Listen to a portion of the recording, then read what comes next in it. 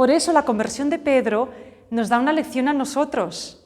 Tenemos rigideces espirituales, tenemos un poco de complejo de superioridad, nos creemos mejores que otros, nos hacemos conservadores y cerrados, tenemos miedo a compartir el don que tenemos, tenemos miedo a comunicar.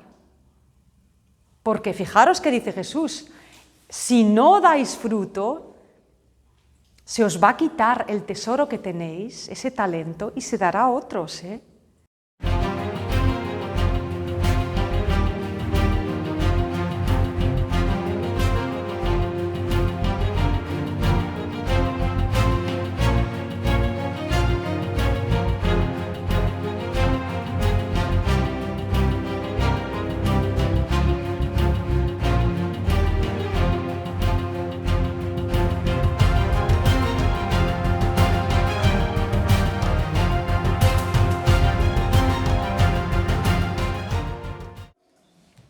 Un minuto de silencio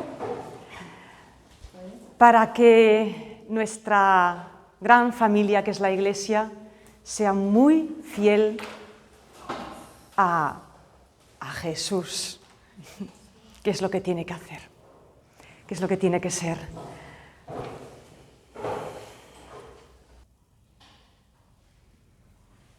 Ven, Espíritu Santo, ábrenos el corazón y llénanos de tu alegría, de tu coraje y de tu libertad. Así sea. La conversión de Pedro. Y me vais a decir, ¿pero Pedro necesita convertirse?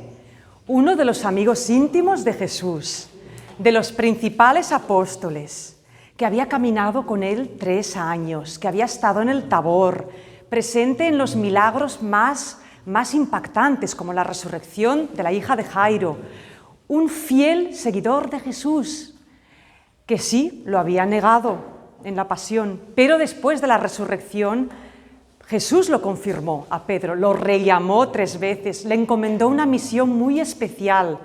Este Pedro, que era el cabeza del grupo de los apóstoles, que había recibido el Espíritu Santo en Pentecostés, que estaba empezando a comprender que el reino de Dios no es tanto el reino de Israel y la restauración política de Israel, sino una forma de vivir diferente, siguiendo el mandato de Jesús, el mandato del amor. Este Pedro que estaba empezando a comprender que el reino de Dios se abre fuera de Jerusalén, a los samaritanos, a los otros judíos, al mundo gentil. ¿Este Pedro necesita convertirse? Pues sí. Porque la conversión de Pedro fue un proceso de años, no se dio de repente. Mirad, en el Evangelio de Lucas, el autor de los Hechos, en el capítulo 22, que relata la última cena, hay un momento que solo lo explica Lucas, en el que Jesús está hablando con Pedro en la última cena. Y Jesús le dice a Pedro, mira Pedro, que Satanás anda buscando la manera de cribaros y de apoderarse de vosotros. Pero yo he rezado por ti, y tú cuando te conviertas, confirmarás a tus hermanos. ¿Qué significa esta frase? Pedro en aquel momento, escuchando a Jesús, dijo, Maestro, yo te seguiré hasta la cárcel y hasta la muerte si hace falta. ¿Y qué le contesta Jesús? Yo te aseguro, Pedro, que esta noche, antes que cante el gallo, me habrás negado 3 veces. Pero Jesús le había dicho esto a Pedro, y Pedro lo recordaría siempre. Y tú cuando te conviertas, confirma a tus hermanos. Jesús rezó a su Padre mucho, muy especialmente por Pedro. ¿Por qué si Pedro es este cabeza dura que ya hemos visto otras veces? Si es tan tozudo, tan empecinado, si tiene sus ideas, es tan echado para adelante, pero a la vez tan testarudo, ¿por qué Jesús lo elige a él como líder? ¿No podía elegir a otro un poco más dócil o más, no sé, de otro temperamento? Bueno, Jesús sabe muy bien a quién elige. Si eligió a Pedro, es porque sabía que sí, Pedro era un cabeza dura, él mismo le dio ese mote, Pedro, Pedrusco. Pero Jesús también sabía de qué pasta estaba hecho Pedro. Sabía que era un hombre Sí, duro y temperamental, pero también un hombre capaz de entregarse y capaz de amar mucho. De manera que Jesús va a estar detrás de todo el proceso de conversión de Pedro. No lo va a dejar solo ni un instante. Y hoy lo vamos a ver. Bien, nos hemos quedado, si recordáis las clases pasadas, en que la comunidad de los seguidores de Jesús se ha dividido en dos. Los apóstoles y los judíos siguen en Jerusalén más o menos tranquilos y siguen adelante con su vida. Pero los helenistas, los procedentes de la diáspora, los compañeros de Esteban, Felipe y los siete diáconos o servidores, se han tenido que dispersar, perseguidos por Saulo y por las autoridades del templo. ¿Y qué han hecho estos judíos helenistas, seguidores de Jesús? Pues se han ido a Samaria, a otros pueblos de Judea, incluso más lejos, se han ido a otras ciudades, llevando a todas partes la palabra de Jesús. Han esparcido el reino de Dios fuera de Jerusalén, fuera de Judea. Claro, ¿qué ocurre? Ya vimos que Felipe iba a Samaria, después bajó hacia el sur, donde se encontró con el eunuco, y después el ángel lo arrebató y se fue a una ciudad llamada Azoto, que está en la costa de Palestina. Y luego Felipe seguiría por aquella zona y acabaría en Cesarea. Bueno, mientras Felipe seguía su camino y los otros compañeros iban esparciendo el evangelio, claro, Pedro y los demás apóstoles en Jerusalén les llegan noticias. Oye, que tenemos comunidades por aquí, por allá. Cada vez hay más comunidades de seguidores de Jesús. Los seguidores del camino se van esparciendo. Entonces, claro, Pedro y los apóstoles piensan, pues hay que ver si estas comunidades son realmente fieles, si les han transmitido bien la enseñanza de Jesús. Bueno, y Pedro organiza un tour, un viaje de supervisión. Lo van a enviar los apóstoles para que vaya a visitar a las comunidades, a supervisar. En griego la palabra supervisor se dice episcopes. De aquí viene la palabra obispo. Obispo en su origen es un supervisor, alguien que va a vigilar cómo están las cosas. Y Pedro va a hacer esta supervisión. Y se va a Samaria y empieza a visitar lugares. Y llega a una ciudad importante que se llama Lida, la ciudad de Lida, primera parada importante de Pedro. Ahí hay una comunidad y Pedro ve que realmente esta comunidad está bien. Y fijaros qué bonito, en el libro de los Hechos dice: andaba recorriendo Pedro todos los lugares y bajó a visitar a los santos que habitaban en Lida. ¿Quiénes son estos santos? Los santos de los altares, gente especialmente buena. Los santos son los hermanos. Todos los seguidores de Jesús se llamaban entre sí santos.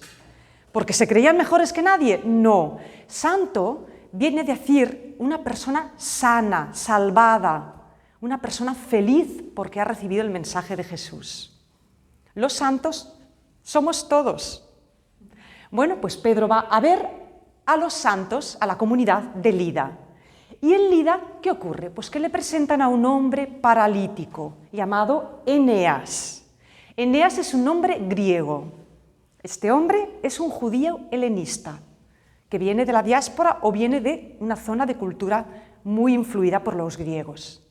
Bueno, pues este Eneas es paralítico ¿y qué hace Pedro? Pues Pedro ya sabe lo que tiene que hacer. Se acerca a él y le dice: Jesucristo te cura. No le dice yo te curo. Jesús te cura. Levántate. Eneas se levanta y camina. Se le acaba la parálisis y se puede mover perfectamente. Bueno, los hermanos de Lida quedan contentos, agradecidos, asombrados. Eneas feliz. ¿A qué nos recuerda este milagro de Pedro con el paralítico? A los milagros de Jesús. Jesús levanta a los paralíticos. Pedro ya había curado a un paralítico en Jerusalén. Y no solo lo había curado, sino que lo había liberado de la marginación. Ese paralítico ya podía entrar a rendir culto en el templo. Bueno, pues a este Eneas también lo libera de la enfermedad, de la marginación. Pero ¿qué simboliza además este milagro del paralítico? Una persona paralizada, que no puede moverse, que está rígida, como un mueble, como una madera. Y Pedro lo saca de esa cárcel que era su cuerpo paralizado. Mirad, el paralítico, la parálisis, representa la rigidez espiritual. La rigidez de aquellas personas que son muy religiosas, pero tienen unos esquemas muy duros, muy rígidos, y no salen de ahí, y se quedan paralizadas. Este milagro no solo es bueno para Eneas, es un milagro que también a Pedro le tiene que enseñar algo. Y es que, como está Pedro aprendiendo, el mensaje de Jesús no se puede quedar en Jerusalén ni solo para los judíos. El mensaje de Jesús no puede quedar encerrado en las leyes judías, en las antiguas tradiciones. El Espíritu Santo es libre y vuela. El mensaje de Jesús va acompañado de la libertad. Por tanto, curación de Eneas del paralítico, liberación de la rigidez espiritual. Bien, está Pedro en Lida y le vienen a buscar de otra ciudad de Samaria, que es Jope. Jope es una ciudad que está junto al mar, puerto marítimo muy importante. Es una ciudad que no sé si recordáis, supongo que no, de la época de los macabeos. Es una ciudad que habían conquistado los macabeos porque era una ciudad comercial, de mucho peso. Bueno, pues Jope está junto al mar y allí hay otra comunidad de hermanos, de santos. Y mandan a buscar a Pedro cuando saben que ha hecho este milagro, que ha curado al paralítico, y le dicen: mira, ha muerto una hermana nuestra.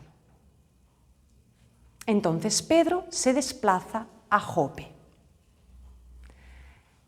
Esto nos recuerda a otro milagro, que van a buscar a Jesús porque alguien se ha muerto. Lázaro, ¿y quién más? Una mujer, la hija de Jairo. ¿Y qué hace Pedro? De inmediato se pone en camino, como Jesús, como su maestro. Y se desplaza a la ciudad de Jope. Bien, ahora vamos a ver quién es esta señora que se ha muerto. Es una mujer, una discípula, dice los Hechos, o sea que era una seguidora de Jesús, llamada Tabita. Tabita es un nombre hebreo. Y dice Lucas que quiere decir Dorcas. Dorcas es griego y Dorcas significa gacela. El nombre de la mujer significa gacela. ¡Qué bonito! Pero este nombre es un nombre habitual. ¿Era habitual llamar a una mujer gacela? Quizás sí, quizás no, pero tiene un significado. Vamos a verlo pronto. Bueno, Tabita era una mujer muy caritativa. Hacía muchas obras de misericordia. Y la gente de la comunidad la apreciaban muchísimo. Estaban tristísimos porque había muerto. Y cuando Pedro llega, pues lo conducen a la casa donde está esta mujer. ¿Y dónde tienen a la difunta? La tienen en el piso de arriba. Y Pedro sube al piso de arriba. Este detalle del piso de arriba parece como que nada, sí, la tenían ahí en el velatorio. No, podía estar en la planta baja, ¿no? El piso de arriba, para un judío que se supiera muy bien la Biblia, significaba muchas cosas. Para nosotros que hemos empezado a leer los Hechos, el piso de arriba es el piso de arriba donde el Espíritu Santo bajó sobre los apóstoles en Pentecostés. El piso de arriba era donde estaban reunidos cuando Jesús resucita, el cenáculo. El piso de arriba es un lugar donde ocurren cosas importantes. Para un judío que no había leído todavía el Nuevo Testamento porque no se había escrito, el piso de arriba, un muerto y una resurrección, les recordaban de inmediato a un personaje del Antiguo Testamento que también resucitó a un muerto. A ver, hacer un poquito de memoria. ¿Quién resucitó a un chico muerto que estaba en el piso de arriba? El profeta Elías, el hijo de la viuda de Sarepta. ¿Recordáis? Aquella viuda buena que acogió al profeta y le dio de comer. Se le murió su hijo, un chico jovencito, y Elías subió al piso de arriba y allí tomó de la mano al niño y lo resucitó. Bueno, pues Pedro sube al piso de arriba y allí se encuentra a toda la comunidad llorando, alrededor del cadáver de Tabita. Y unas señoras viudas pobres le enseñan a Pedro, mira, estas eran las capas, los mantos, la ropa que Tabita nos tejía. Qué bonito y qué tierno ver que esas pobres mujeres lloraban porque Tabita les tejía ropa para hacerles vestidos a las pobres viudas. Es un detalle enternecedor y entrañable que nos dice qué buena era esta mujer. Pero además, estos mantos que Tabita tejía para las pobres viudas tienen otro significado. Y lo vamos a ver también. Bueno, ¿Pedro qué hace? Pedro se acerca a la viuda. Le hicieron subir a la estancia superior. Las viudas se presentan llorando. Entonces Pedro hace salir a todos. Y esto es lo mismo que hizo el profeta Elías. Se quedó solo con el chico. ¿Pero qué hace Pedro? Pedro entiende que él no es Jesús. Pedro ora, reza a Jesús, le pide ayuda. Y luego le dice, Tabita, levántate. ¿A qué nos recuerda esta frase? Tabita, levántate. Talita cum. Lo que Jesús le dijo a la jovencita hija de Jairo. Niña, levántate. ¿Por qué Lucas está explicando así esta historia? Porque nos está diciendo que Pedro está siguiendo los pasos de Jesús. Y Tabita abre los ojos, se incorpora y se levanta. Entonces Pedro llama a los demás y la comunidad recibe a su hermana resucitada. ¿Qué representa Tabita? La difunta de Jope.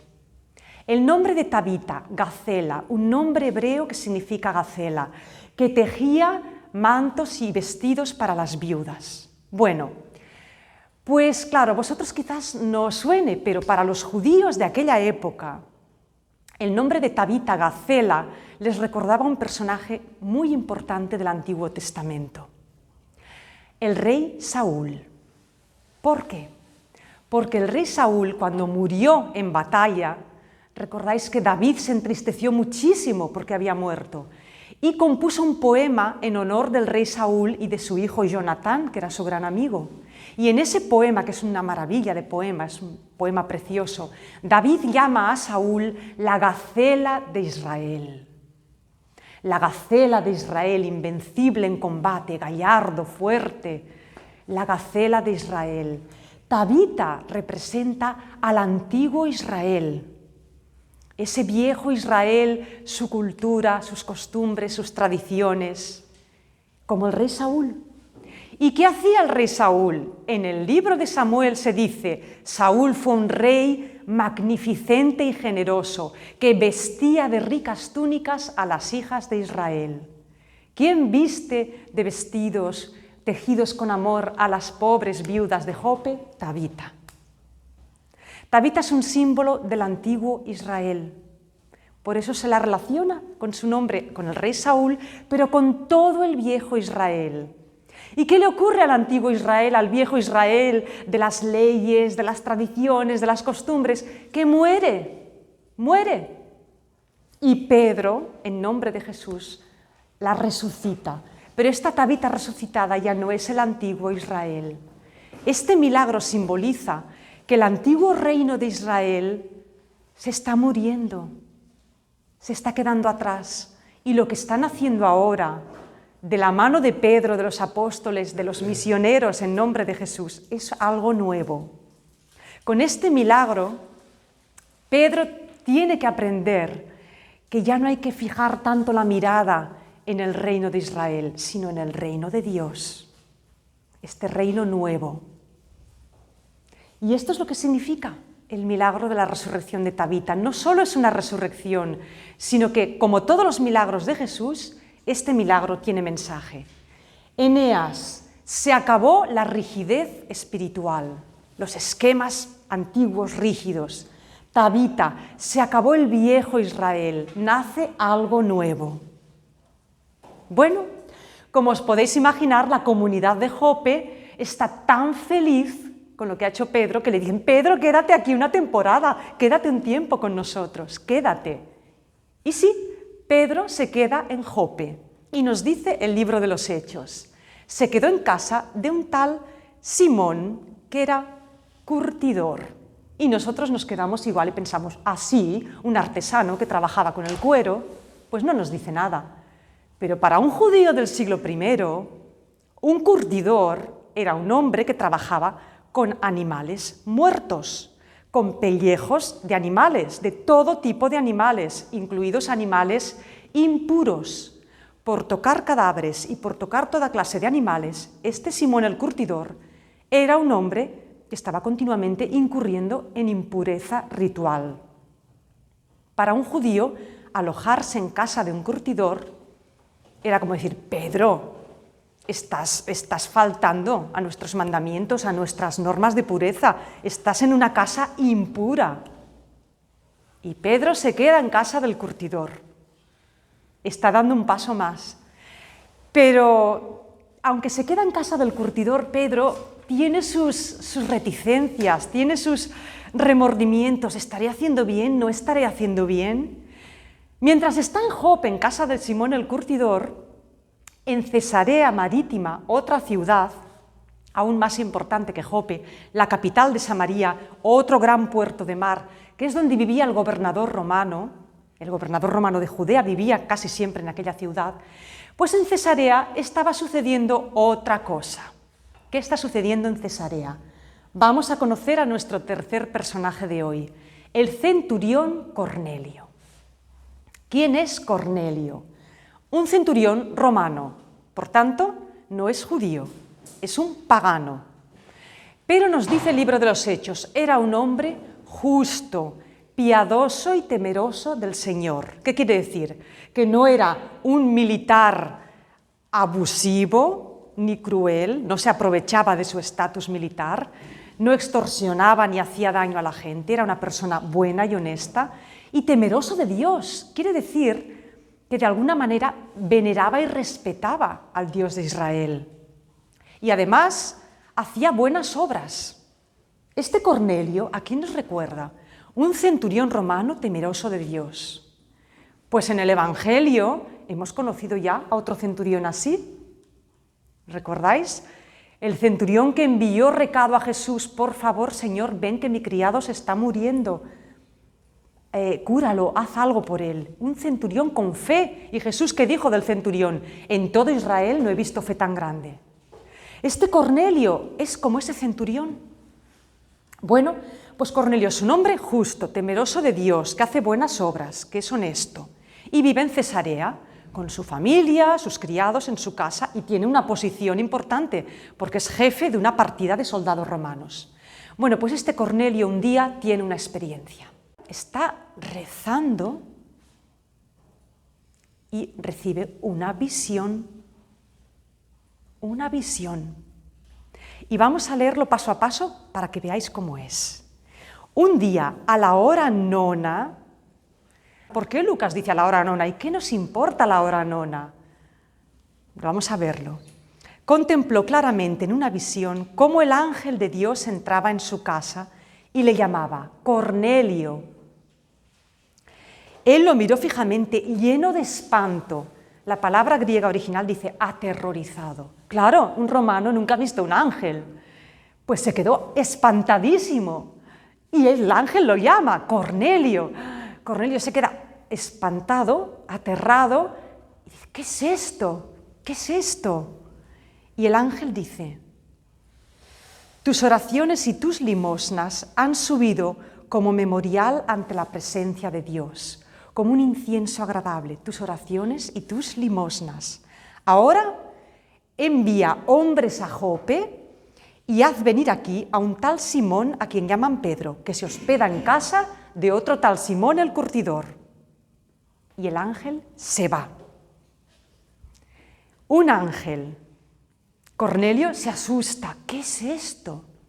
El ángel, ¿qué es lo primero que le dice el ángel a Cornelio?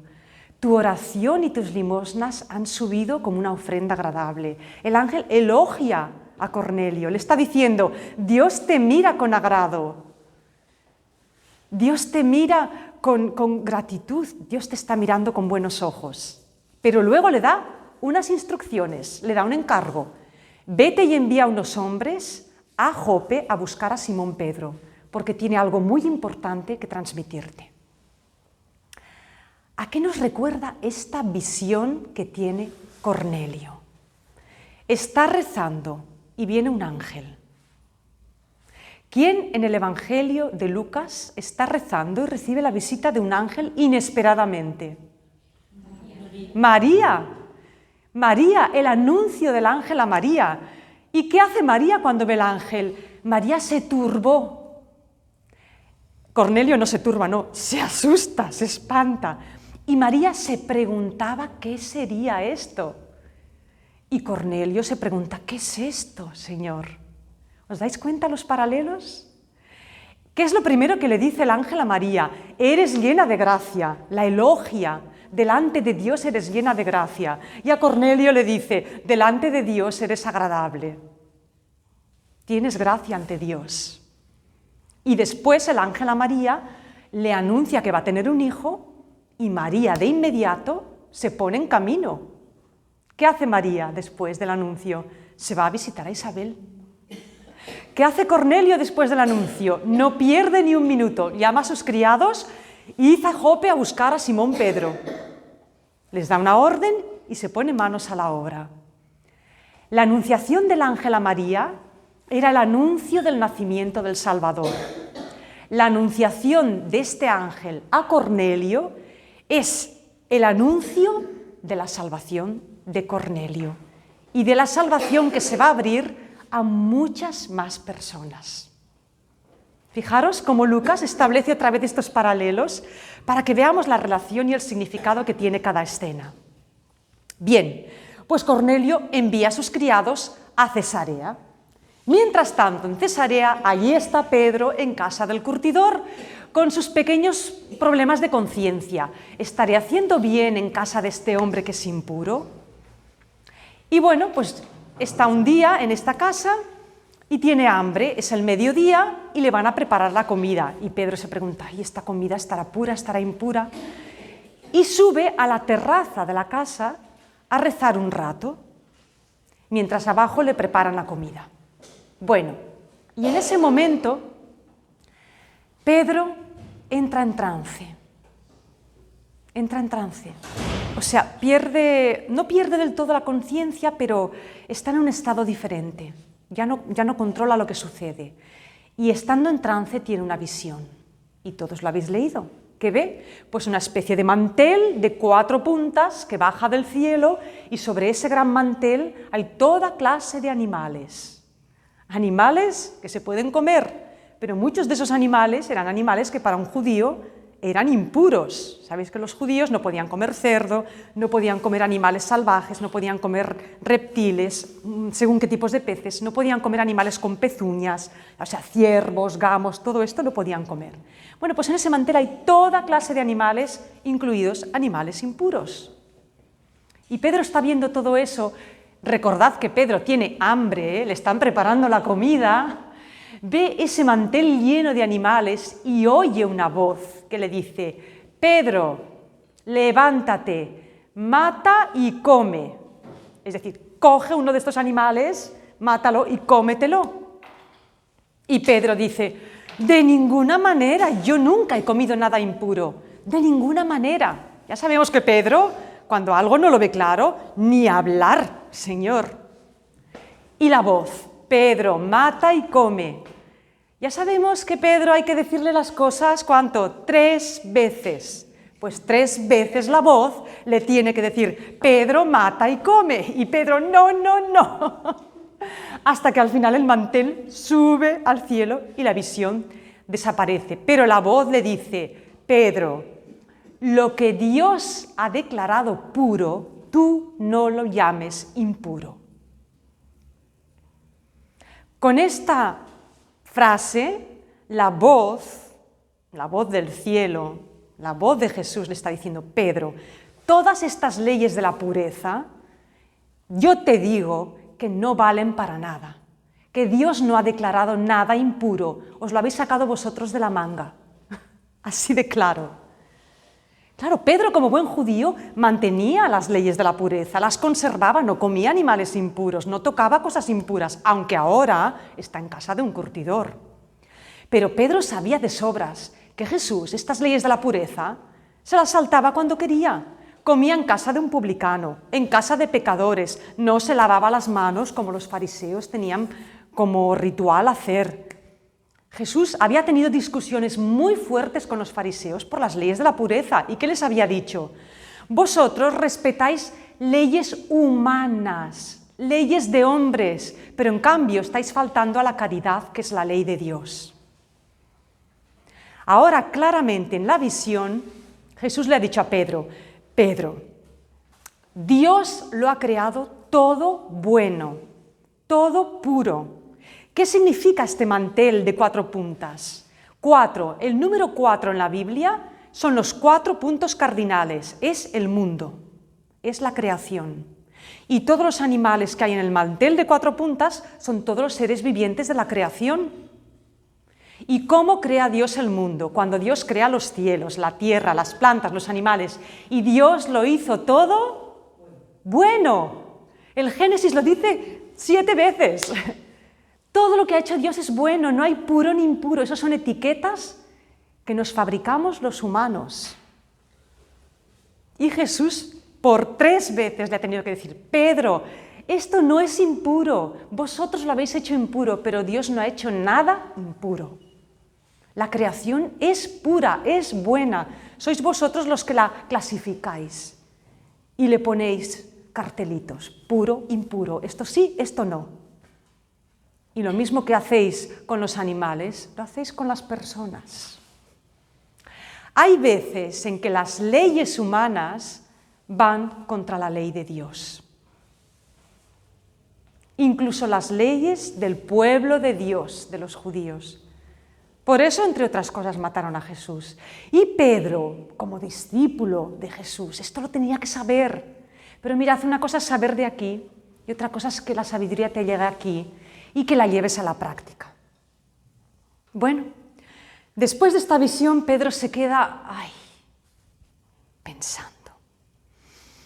¿Qué me ha dicho el Señor? ¿Qué me ha dicho? Bajo abajo y me pongo a comer esto que me han preparado, sin escrúpulos y sin puritanismos. Pero a la que baja Pedro, se encuentra con unos mensajeros que llegan de Cesarea. Dicen, Pedro, estos hombres te buscan. Vienen de parte de un tal Cornelio de Cesarea. Y los hombres, los criados de Cornelio, le explican a Pedro lo que les ha dicho su amo. Mira, nuestro amo ha tenido una visión y nos ha encargado que te viniéramos a buscar a ti. Cuando Pedro oye esto, dice, vamos, de inmediato. Entiende que Jesús le está dando una misión. La visión que acaba de tener Pedro tiene mucho que ver con lo que va a ocurrir ahora en Cesarea. Así que Pedro se pone en camino con los enviados de Cornelio y además lo acompañan 6 discípulos de Jope. 6 discípulos que son 6 judíos de la circuncisión, judíos de los tradicionales, pero que creen en Jesús. Bueno, pues estos 6 van a acompañar a Pedro a Cesarea. Bueno, pues llegan a Cesarea. ¿Qué ocurre cuando llegan a Cesarea? Que Cornelio está esperando a Pedro con candeletas, como diríamos hoy. Están él, su familia, sus criados, sus hombres y mucha gente, amigos, conocidos. Ha reunido a un montón de gente en su casa. Pero además, en nuestras Biblias no lo dice, pero en el Códice Beza, del que ya os he hablado otras veces, hay una frase más que explica que Cornelio había apostado en la entrada de la ciudad a un criado para que le avisara cuando Pedro estuviera cerca. Y el criado, cuando ve que se acercan Pedro y los de Jope, corriendo va a avisar a Cornelio. Así que Cornelio está en expectativa y deseando la llegada de Pedro. Bueno, cuando ve venir a Pedro, Cornelio, ¿por qué os digo este detalle? Es importante. Os va a recordar otra escena del Evangelio. Cuando Cornelio ve a Pedro, dice el relato, dio un brinco, salta de alegría. y va corriendo a recibir a Pedro. ¿Y qué hace? Cae de rodillas ante él, como si lo adorara. Porque lo venera, lo respeta, dice, este hombre me trae la salvación. ¿Y qué le dice Pedro? Levántate, que yo soy un hombre como tú, yo no soy Dios, a mí no me tienes que adorar. Levántate, que soy hombre y no Dios, levántate, Cornelio. Y entonces Cornelio le explica a Pedro con detalle la visión que ha tenido. Después de 3 días ayunando, a la hora 9 tuve esta visión. ¿Qué representan estos 3 días de ayuno? ¿Qué son 3 días de silencio, de ayuno? ¿Recordáis la conversión de Pablo? ¿Qué son esos 3 días? La muerte de Jesús, los 3 días antes de la resurrección. Y la hora 9. ¿Qué es la hora 9? A la hora 9 murió Jesús. Y a esa hora, a las 3 de la tarde, y a esa hora se consuma la entrega de Jesús y empieza la salvación que trae Jesús. Claro, cuando Pedro oye todo esto, dice, ahora entiendo que Dios no hace acepción de personas. O sea, para Dios todos son iguales. Dios llama a todos y salva a todos. Así es.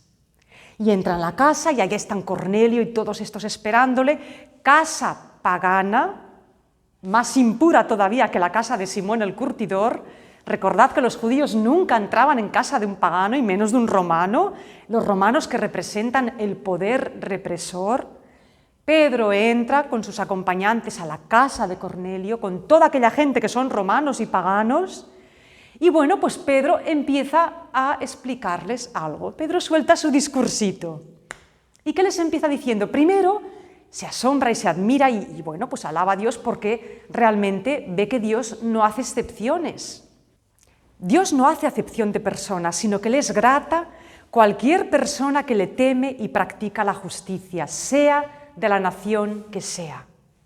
Hasta aquí muy bien, porque Cornelio hemos visto que es un hombre justo. Y lo que Dios pide para entrar en el reino de los cielos es practicar las obras de la misericordia. Es la llave para entrar. Es lo más importante, sea de donde sea. Pero después Pedro empieza a hablar, si habéis leído el discurso, en el capítulo 10, a partir del versículo 36, Él ha enviado su palabra a los israelitas. Entonces empieza un poco a decirles que primero la palabra de Dios es para los israelitas, que Israel es el pueblo elegido, que después Jesús se ha manifestado especialmente a ellos, a los apóstoles, y que después a los gentiles los llama a la conversión si se arrepienten de sus pecados. O sea, primero Pedro reconoce que la llamada de Dios es para todos, pero luego empieza a embrollarse con esto de Israel, el pueblo elegido, los apóstoles. ¿Y sabéis qué ocurre? ¿Recordáis qué ocurre? Que a medio discurso, pataplám, irrumpe el Espíritu Santo. Baja el Espíritu Santo y ¿sobre quién baja? A cataratas, sobre Cornelio y todos los suyos, la gente de su casa, sobre los paganos. ¡Zas! Llega el Espíritu Santo y todos se ponen a alabar a Dios y a hablar en lenguas. Y Pedro se calla. El Espíritu Santo ha interrumpido a Pedro. Los judíos que acompañan a Pedro quedan atónitos. Estos hombres son paganos, no se han bautizado, no se han arrepentido de sus pecados, y acaban de recibir el Espíritu Santo. Y Pedro dice, claro, el Espíritu Santo me ha dicho, corta el rollo, Pedro, déjate hablar de pueblo elegido y de favoritos de Dios, que el Espíritu Santo va a donde quiere y cae sobre quien quiere. Al Espíritu Santo no se le pueden poner barreras, no tiene fronteras, no hay pasaportes para el Espíritu Santo. No lo puedes meter en una jaula. Claro, después de esto, los judíos quedan asombrados y Pedro entiende y dice, de acuerdo, si el Espíritu Santo ha bajado sobre estos hombres, ¿quiénes somos nosotros para negarles el bautismo? Vamos a bautizarlos y bienvenidos sean a la comunidad de seguidores de Jesús. Y sí, Cornelio y su familia y todos se bautizan. Pero además se bautizan en el nombre de Jesús. Pero el Espíritu Santo es el que ha marcado esta escena. Es el Espíritu Santo el que le ha mostrado a Pedro que él baja sobre quien quiere. Incluso sin haber hecho una confesión de los pecados, sin haberse bautizado antes, nada, el Espíritu ha bajado. Ahora sí que Pedro acaba de entender. Vale, el mensaje de Jesús es para los gentiles, que ya nos lo había dicho Jesús. Predicad mi palabra en Jerusalén, Judea, Samaria y a todas las naciones del mundo. Pero Pedro, como los apóstoles, aún tenían esa idea de los judíos de que sí, llegará un día en que el reino de Dios será para todas las naciones, pero esto será al final de los tiempos. Pues no, el Espíritu Santo les ha demostrado que es ya mismo. El reino de Dios es aquí y ahora. Y esta es la lección que ha aprendido Pedro en Cesarea, cuando el Espíritu Santo baja sobre un pagano y además centurión, un representante de Roma. El camino hacia Roma empieza aquí, se abre aquí. Bueno, pues Pedro se queda unos días allá en Cesarea con Cornelio, afianza la comunidad y después pues ya regresa a Jerusalén con estos 6 hermanos de Jope que lo acompañan. Bien, ¿qué ocurre? Que esta conversión de Cornelio y su familia trae cola. Más que conversión, venida del Espíritu Santo, porque Cornelio ya era una persona buena. Lo que hace el Espíritu Santo es confirmarlos en que ya son bienvenidos en el reino de Dios. Bueno, Pedro regresa a Jerusalén y ha levantado polvareda todo esto, porque claro, los 6 que le acompañan desde Jope han ido corriendo la voz y han dicho, es que este Pedro come en casas impuras, come con los paganos, ha bautizado a esta gente, ¿qué pasa aquí, no? Claro, los apóstoles que están en Jerusalén, Santiago, el hermano del Señor, y ese sector más conservador de judíos creyentes en Jesús, pero muy judíos, están escandalizados. Y Pedro les tiene que dar explicaciones, tiene que justificarles lo que ha hecho, porque ha ido a casa de un curtidor, porque ha bautizado a Cornelio, un pagano. Bueno, pues Pedro tiene que justificarse y lo hace. Lo hace. Y esto es lo que no sé si habéis llegado al capítulo 11, es el discurso de Pedro en Jerusalén en el capítulo 11. Y podemos pensar, uy, pero qué repetitivo, ¿no? ¿Por qué otra vez Lucas vuelve a explicar todo lo que ha hecho Pedro y Pedro se lo explica a los apóstoles? Pues mirad, hay que leer esto con un poco de picardía. Hay que leer y fijarse no tanto en lo repetido, sino en las cosas que Pedro no dice y que sabemos que han ocurrido, y en las cosas que Pedro dice un poquito diferentes, y en las que dice clavadas. Pedro, ante los demás apóstoles, ante Santiago, ante los ancianos de Jerusalén, pues les explica su experiencia, les explica la visión que ha tenido en Jope, con todo detalle, pero hay una cosa que Pedro no les dice. Pedro no les dice que estaba en casa de un curtidor. ¿Por qué no se lo dice? Pues para no escandalizarlos. Porque si empieza diciendo, yo estaba en casa de un curtidor, la que se arma, ya ni lo escuchan. Pedro es cabeza dura, pero de tonto no tiene ni un pelo, y sabe cómo decir las cosas para que lo escuchen y le hagan caso. Entonces Pedro obvia que estaba en casa de un curtidor, pero en cambio la visión la explica con todo detalle de pe a pa. Las 4 puntas del mantel, los animales, había cuadrúpedos, había reptiles, para que vean que esa visión era muy exacta. Estaban todos los bichos impuros ahí metidos. Y Pedro insiste, la voz del Señor me dijo 3 veces, mata y come, y exactamente la frase, lo que Dios ha hecho puro, tú no lo declares impuro. Esto se lo explica con todo detalle para que les quede muy clarito. Después les explica que recibe esta visita de estos hombres que lo llaman a Cesarea, a casa de un hombre. No dice un centurión romano, evita la palabra centurión romano, va a casa de un hombre en Cesarea de Filipo. Y allí explica pues que cuando empiezo a hablarles, que no es cuando empiezas al cabo de un ratito. Nada más empezar a hablar, dice Pedro, el Espíritu Santo irrumpió. Y eso es cierto. Y Pedro dijo, el Espíritu Santo irrumpió sobre ellos.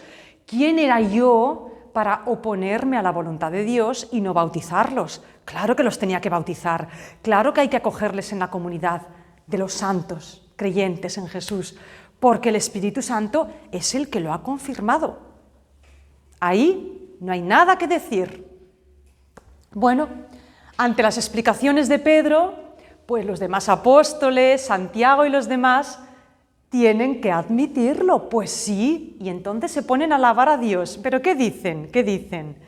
También a los gentiles les ha concedido Dios la conversión que conduce a la vida. Es decir, primero se han convertido y después entran en la vida. O sea, la conversión es importante, hay que arrepentirse de los pecados y después entrar en la vida. Pero bueno, ya hemos dado un paso muy, muy importante.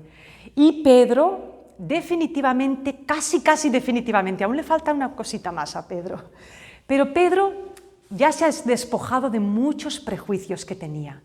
Ya sabe que no tiene que estar atado al templo, que el templo no es la autoridad suprema ni el único lugar.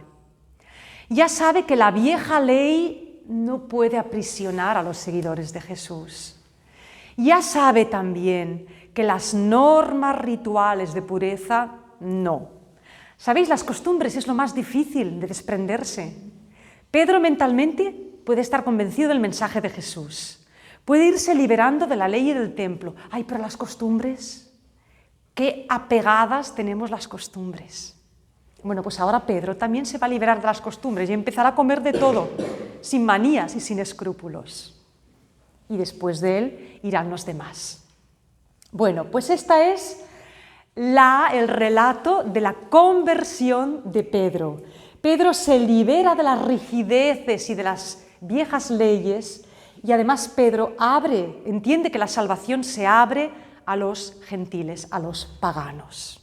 Ha dado un paso importantísimo porque Pedro como líder, si él ha dado este paso, los demás lo darán detrás de él. Ahora bien, nosotros hoy, esto que nos dice ahora, porque claro, nosotros 2000 años después, todo esto de los judíos a nosotros no nos dice nada, nosotros no somos judíos, no tenemos leyes de pureza ritual, no veneramos un templo solo, pues no tenemos estas costumbres. Parece que somos como mucho más abiertos, ¿no? Pero vamos a ver, los judíos tenían una conciencia de ser el pueblo elegido. Se creían en cierto modo moralmente y espiritualmente superiores a los demás. Veneraban su templo, Jerusalén, la ciudad santa, y tenían sus leyes y sus normas. Bueno, los cristianos, los seguidores de Jesús, nos liberamos del judaísmo. Pero, ¿y si resulta que nuestra religión cristiana ha caído en los mismos defectos que la religión de los judíos? Y no puede ser que tengamos el riesgo, a veces, de creernos superiores a los demás.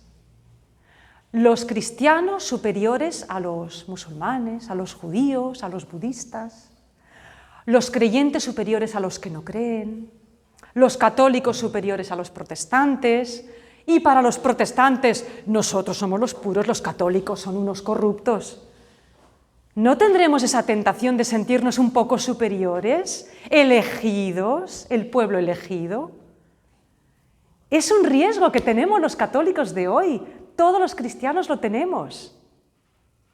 Las normas, las leyes. Bueno, la Iglesia tiene unas normas que están muy bien, pero son tradiciones y costumbres. Nuestra ley es la ley de Dios y la ley de Dios es un único mandamiento. Amaros unos a otros como yo os he amado. Esa es la ley de Dios. Lo demás está bien, pero son costumbres y tradiciones que en tanto y cuanto nos ayudan a la caridad, bien, pero en algún momento dado esas costumbres y tradiciones se pueden haber vuelto rígidas, duras, nos pueden haber convertido en un grupo elitista, sectario, nos pueden alejar de los demás. Y os pongo un ejemplo Muy sencillo. Muchos sabéis que en esta parroquia, pues hace 40 o 50 años, las mujeres no podían entrar a misa sin un velo. ¿Eso es ley de Dios? ¿Dónde está escrito, dónde dijo Jesús en el Evangelio que una mujer para adorar a Dios tenía que ponerse un velo? Eso es una costumbre del pasado. Hoy, gracias a Dios, las mujeres podemos entrar a misa sin velo y podemos ir en manga corta en verano. ¿Entendéis? Hay costumbres que son cosas de una época, de una cultura, de un momento histórico, pero eso no es la ley de Dios. No confundamos las costumbres humanas con la ley de Dios. La ley de Dios es caridad. Si una costumbre humana me está impidiendo ser caritativo y comprensivo con el otro, ojo, hay que revisarlo, ¿eh? Y en eso la Iglesia hemos caído. Y después, vamos a ver, en la Iglesia tenemos un tesoro inmenso, y lo sabemos. Pero ese tesoro no es para meterlo en un cofre y cerrarlo con llave y candado, ahí, cerradito, que no se pierda. Hay que conservar el tesoro, que nadie lo toque, que nadie lo mancille.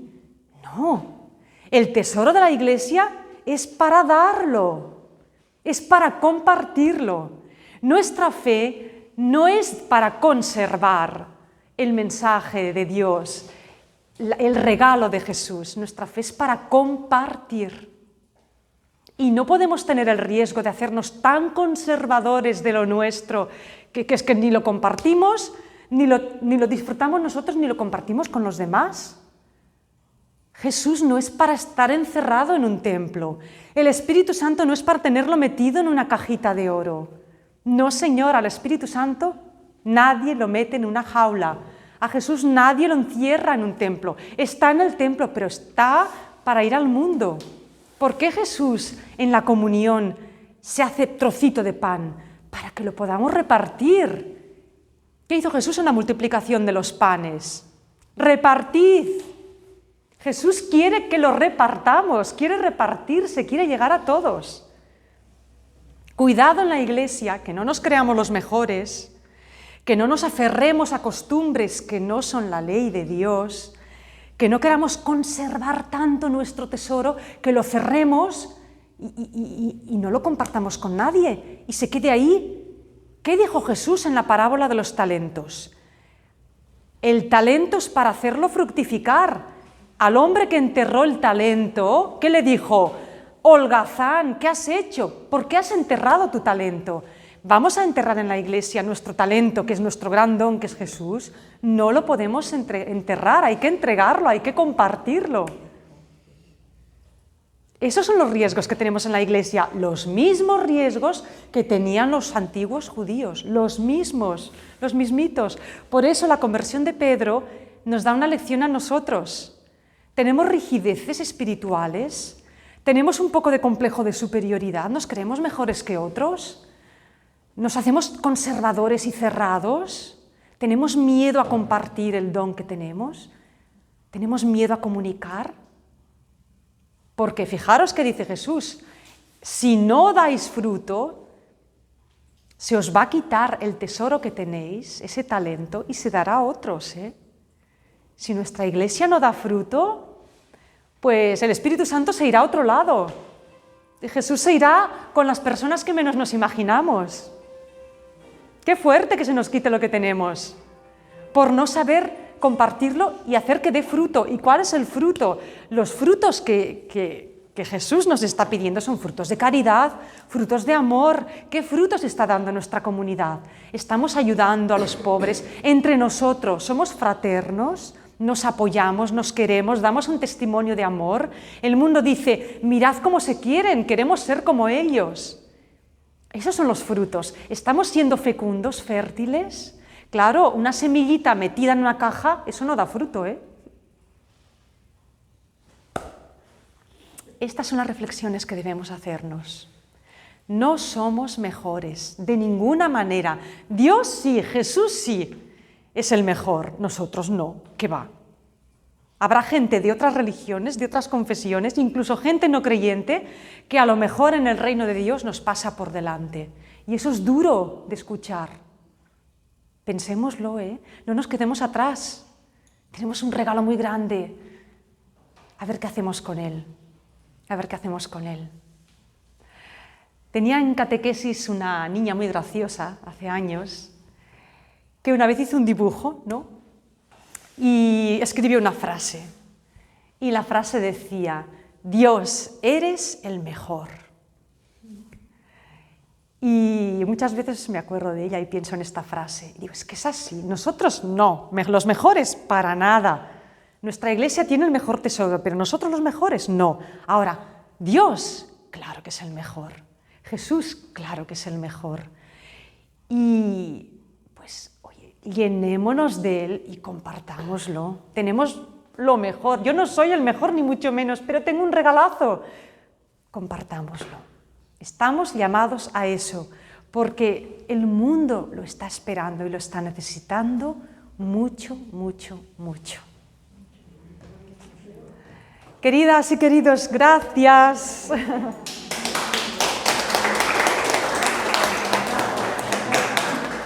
¿Alguna preguntita?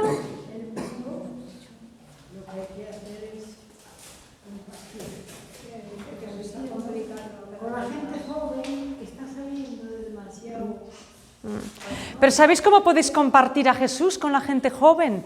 No les habléis de Jesús, quererlos como Jesús los querría. ¿Sabéis lo que haría Jesús con la gente joven? Los escucharía, los querría, los apreciaría tal como son, no los juzgaría. Y les diría, chicos, chicas, tenéis una vida preciosa, buscad en vuestra vida que tenga sentido. Buscad un propósito, haced que vuestra vida sea una vida que valga la pena. Claro que sí. ¿Jesús a qué vino? Jesús vino a que tuviéramos vida, y vida en plenitud. Y que sepáis una cosa, los jóvenes no quieren otra cosa. Quieren vivir y vivir y vivir a tope. Lo que pasa es que a veces se equivocan en el camino, pero tienen muy claro lo que quieren, y claro que quieren eso. Pero claro, si nadie les enseña por dónde se llega a esa vida auténtica, pues hay muchos despistes, claro. Yo tengo muy clara mi meta, pero no sé por dónde llegar. Y en el mundo hay muchos engaños, sí. Supongo que hasta que no reflexionen por sí mismos, supongo que si en el equipaje llevan algo bueno. El equipaje, los padres, la familia. Sí. Lo recibirán algún día. A lo mejor nosotros ya no lo vemos. Sí. Esperemos, ¿no? Que sea así. Darles mucho amor, mucha escucha, y luego que os vean a vosotros. Que os vean felices, contentos, que vean que os queréis, que queréis a vuestros amigos, que digan, es que mi padre, mi madre, qué buena persona son, qué ejemplo, y son creyentes. Eso se queda, eso se queda. Referencias que vienen por todos lados. Sí. Yo creo que... Pero bueno, pues entonces hemos de que nuestro amor brille, brille, brille. Brille. ¿Alguien quiere hacer alguna preguntita más? ¿Alguna duda? Me parece que ha quedado todo muy bien explicado, ¿verdad? Una cosita, aviso importante. La semana que viene, el martes es día 6, la Constitución, fiesta, no hay clase. La próxima clase es el 13 de diciembre, el día de Santa Lucía. Como estamos a las puertas de Navidad, voy a dedicar la clase a María, la Virgen María. Pero vamos a ver a María desde la perspectiva bíblica. María desde la Biblia, las raíces judías y bíblicas de María. Muy interesante la clase, no os la perdáis, ¿vale? Pues ya está, gracias.